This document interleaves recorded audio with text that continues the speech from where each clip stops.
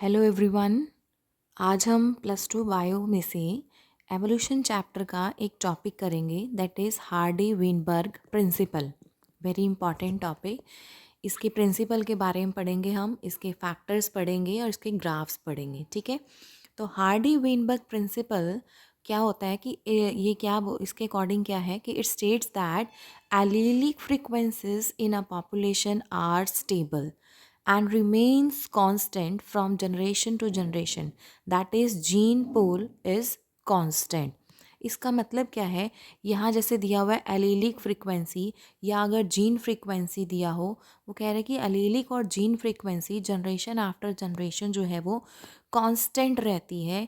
ठीक है, and this is also called the genetic equilibrium और हार्डी विनबर्ग इक्विलिब्रियम। तो ये इस नाम से भी आपके पास आ सकता है। ठीक है, तो एलीलिक फ्रिक्वेंसी का मतलब जब हम एक सिंगल, फॉर एग्जांपल अगर हम सपोज ऐसे बात करते हैं कैपिटल ए, तो ये तो हमारे जीनोटाइप्स यानी जीन्स के बारे में हो गया। लेकिन अगर हम इस तरह से ए और फिर कॉमा ए ऐसे लगाते हैं तो ये एलील्स हो गए। ठीक है, तो एलीलिक फ्रीक्वेंसी और gene frequency generation after generation जब कांस्टेंट रहता है तो उसको क्या बोलते हैं, जेनेटिक इक्विलिब्रियम या हार्डी विनबर्ग इक्विलिब्रियम। ठीक है, तो इसके लिए एक इक्वेशन दी गई है हमारे पास, that is P square plus 2pq plus Q square is equals to 1। ठीक है, यहाँ पे P और Q है, these are the frequencies of different alleles. अगर हम सिर्फ ऐसे बात करें कि P plus Q is equals to 1, तो ये बात हो रही है एलीलिक फ्रीक्वेंसी की, यानी कि P प्लस क्यू यानी कि दो एलील्स आपको दिए हुए हैं यहाँ पर। ठीक है, एक डोमिनेंट और एक रिसेसिव। ठीक है, लेकिन अगर यहीं पे आपको फॉर्मूला दे दिया जाए P प्लस क्यू का होल स्क्वायर, ठीक है, इज इक्वल्स टू 1, तो इसका फॉर्मूला ओपन करेंगे तो क्या बन जाएगा हमारे पास, P square plus Q square plus 2pq।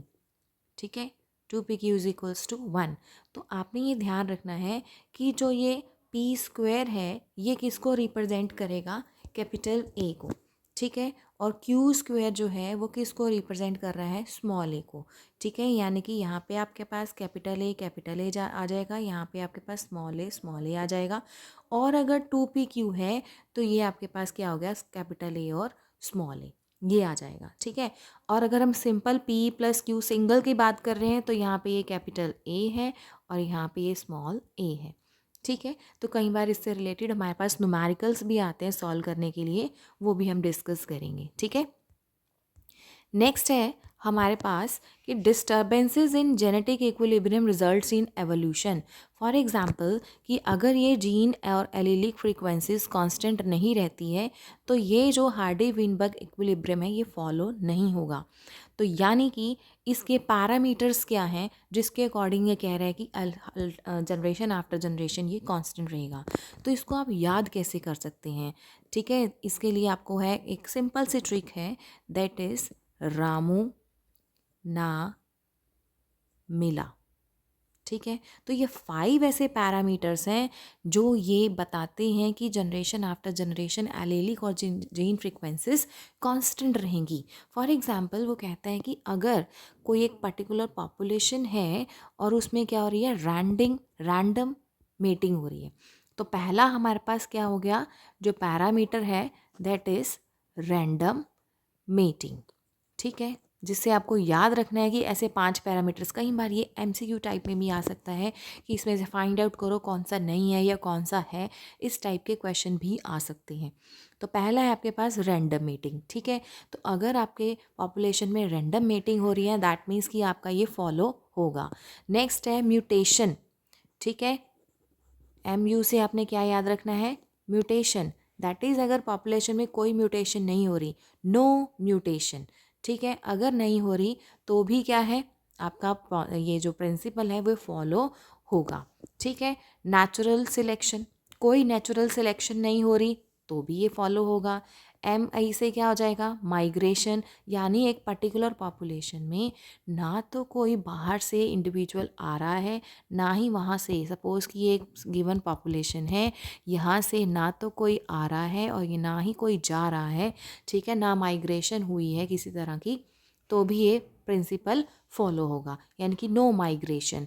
और एक क्या है, आपका जो पॉपुलेशन है वो कैसी होनी चाहिए, लार्ज होनी चाहिए, लार्ज पॉपुलेशन। तो अगर तो ये पांचों पैरामीटर्स फॉलो होंगे तो आपका प्रिंसिपल फॉलो होगा, अदरवाइज ये हार्डी विनबर्ग प्रिंसिपल फॉलो नहीं होगा।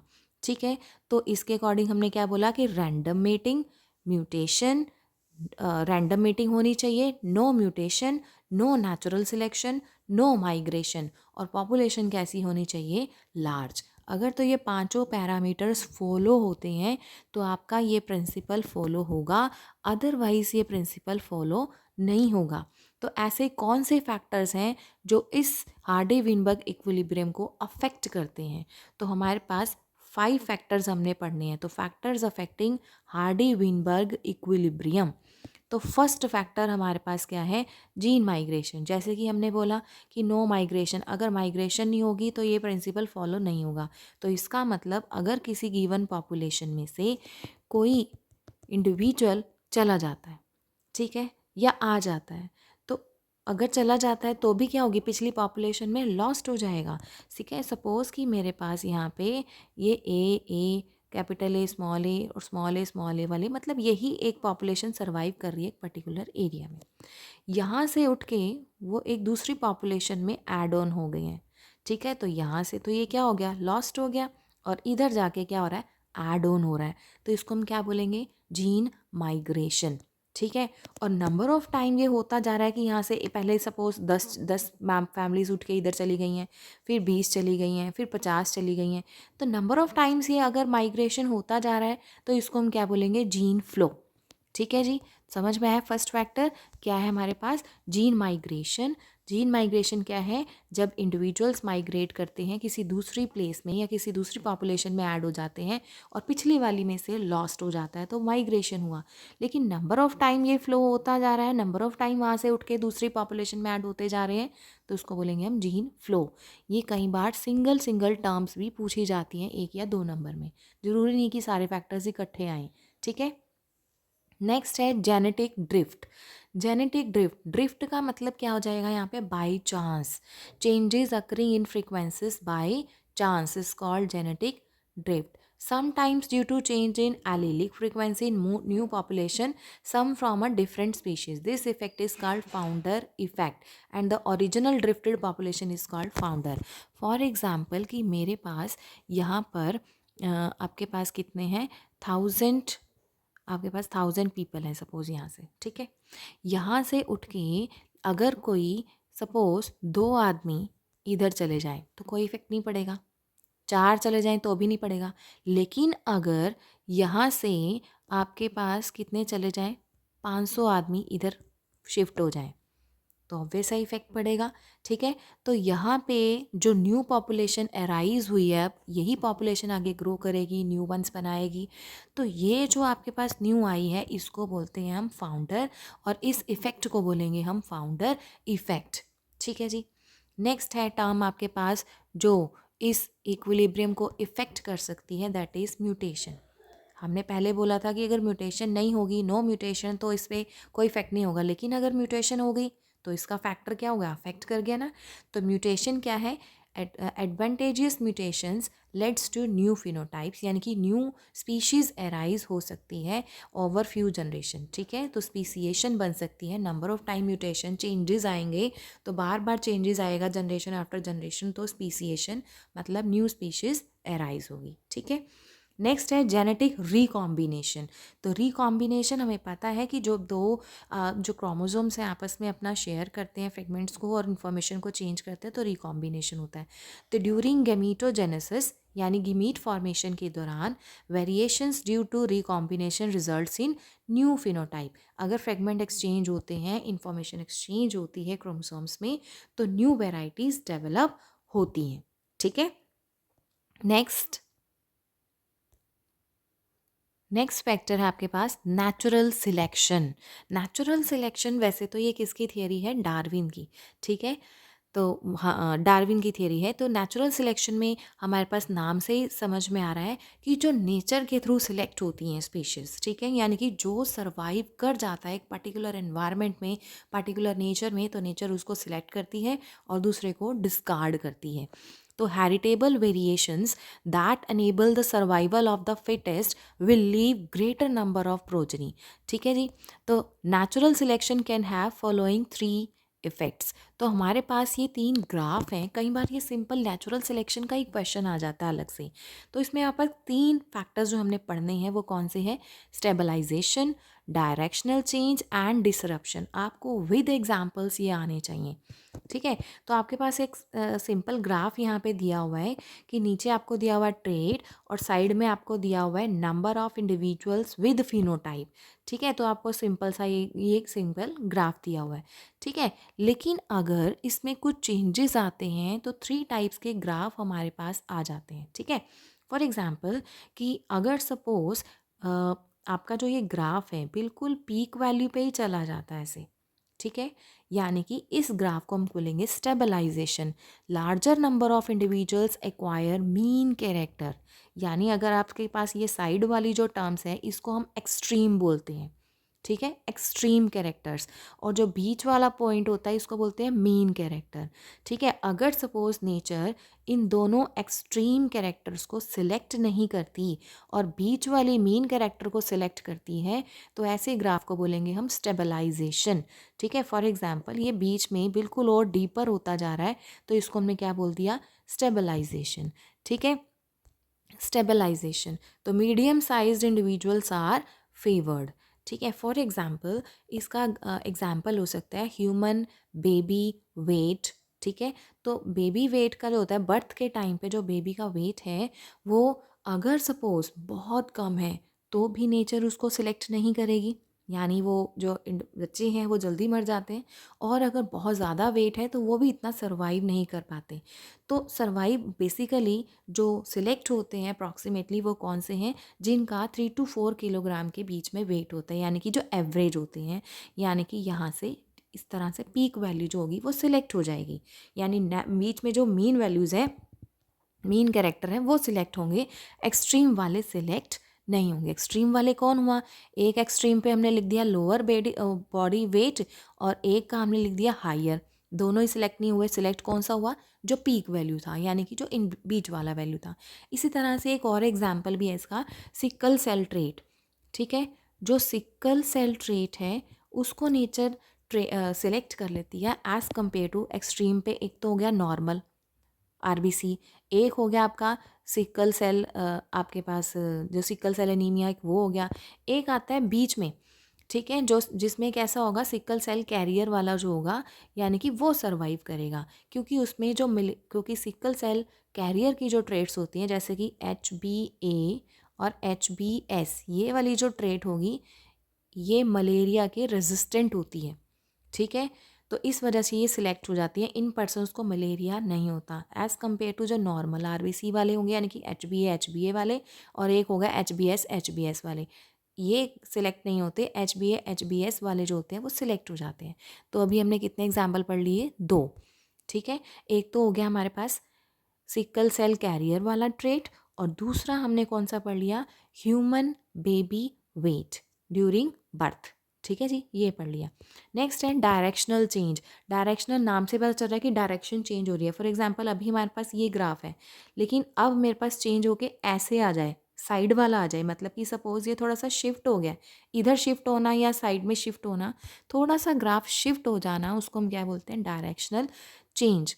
इसमें क्या होता है? नेचर किसी एक एक्सट्रीमिटी को चूज़ करती है। 2 होती हैं, 2 में से किसी एक को चूज़ कर लेती है और उसको सेलेक्ट कर लेती है। फॉर एग्जाम्पल इसमें आप एग्जाम्पल पढ़ सकते हैं इंडस्ट्रियल मेलानिज्म का। ठीक है, किसका आ सकता है?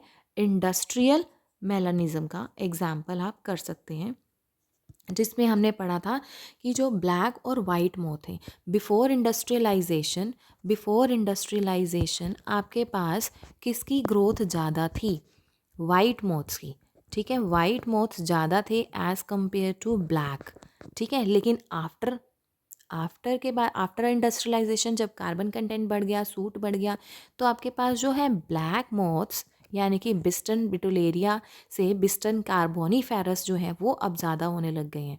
ब्लैक से ब्लैक वाले ज़्यादा हो जाएंगे as compared to white moth. ठीक है, इनका नाम क्या है मोथ्स का? बिस्टन बिटुलेरिया, वाइट वाले का। और जब कार्बन कंटेंट ज़्यादा हो जाए तो कार्बन से आप याद रखेंगे ब्लैक वाले को बिस्टन कार्बोनीफेरा। ठीक है, तो ये दोनों मतलब ये इंडस्ट्रियल मैलानिज्म आप इसमें लिख सकते हैं इजीली एग्जाम्पल, क्योंकि एग्जाम्पल के साथ आपको क्वेश्चन आता है इसमें। ठीक है, तो बिस्टन बिटुलेरिया का आप एग्जाम्पल दे सकते हैं इंडस्ट्रियल मैलानिज्म का। और एक एग्जाम्पल आप इसमें जिराफ नेक का भी दे सकते हैं। जिराफ नेक का भी इसमें दे सकते हैं कि पहले जिराफ की नेक कैसी थी? स्मॉल थी। ठीक है, लेकिन धीरे धीरे एवोल्यूशन के बाद उसकी जो नेक है वो कैसी हो गई? लार्ज। तो लार्ज वाले ज़्यादा होने लग गए एज़ कम्पेयर टू स्मॉल। तो आपने इसमें भी कितने पढ़ लिए? 2 एग्जाम्पल। ठीक है, नेक्स्ट है डिसरप्शन। डिसरप्शन में क्या होता है? जब नेचर दोनों ही एक्सट्रीम वैल्यूज़ को सिलेक्ट कर लेती है और मीन वाले को डिस्कार्ड कर देती है। ये डिफरेंस है बस। ठीक है, डिसरप्शन में क्या होगा? आपके पास ऐसे करके 2 पीक्स आ जाएंगी। ठीक है, यानी कि जो एक्सट्रीम है दोनों सिलेक्ट हो गई हैं और मीन वाला डिस्कार्ड हो गया है। तो इसका बेस्ट एग्जाम्पल है आपके पास डार्विन फिंचेस, जिसमें फिंचेस यानी कि जो बर्ड्स हैं उनकी जो बीक का स्ट्रक्चर था वो चेंज हो गया। आपने गैलापागोस आइलैंड में आपने डार्विन फिंचेस को देखा तो बीक का जो शेप है यानी स्ट्रक्चर है और कॉन्टूर उनका चेंज हो गया। ठीक है, डिफरेंट डिफरेंट पे जो आइलैंड्स पे हमारे पास प्रेजेंट थे। किसी का जो सीड ईटिंग हो गए, कुछ फ्रूट ईटिंग हो गए, कुछ फिश ईटिंग हो गए। ठीक है, इस तरह से उनका बीक का स्ट्रक्चर जो है वो चेंज हो गया। यानी कि जब हमारे पास एक्सट्रीमिटीज़ जो होती हैं वो सिलेक्ट हो जाती हैं और जो जहाँ से ओरिजिनेट हो रही थी मीन वैल्यू जो थी वो क्या हो जाती हैं? डिस्कार्ड हो जाती हैं। ठीक है, तो तीनों ही ग्राफ में हमने क्या पढ़ लिया? स्टेबलाइजेशन में यानी कि जब बिल्कुल पीक वैल्यू आनी शुरू हो जाती है, यानी कि बाहर से अंदर की तरफ जब इंडिविजुअल सिलेक्ट होने शुरू हो जाते हैं, इसको हम कई बार सेंट्रीपिटल भी बोलते हैं। ठीक है, डायरेक्शनल का मतलब जब ग्राफ एक साइड पे शिफ्ट हो जाए किसी एक डायरेक्शन में, यानी कि जब एक एक्सट्रीमिटीज़, दो में से एक एक्सट्रीमिटीज़ चूज़ हो तो डायरेक्शनल है। और डिसरप्शन में क्या हो गया? जब आपके पास जो वैल्यूज़ हैं वो किस तरफ? बाहर की तरफ यानी कि एक्सट्रीमिटीज़ की तरफ चूज़ होनी शुरू हो जाए और बीच वाला कट हो जाए, इसको हम सेंट्रीफ्यूगल भी बोलते हैं। ठीक है, it's very easy and very important topic. अगर आपको ये टॉपिक पसंद आए तो आप इसको लाइक ज़रूर कीजिएगा। ठीक है, थैंक यू।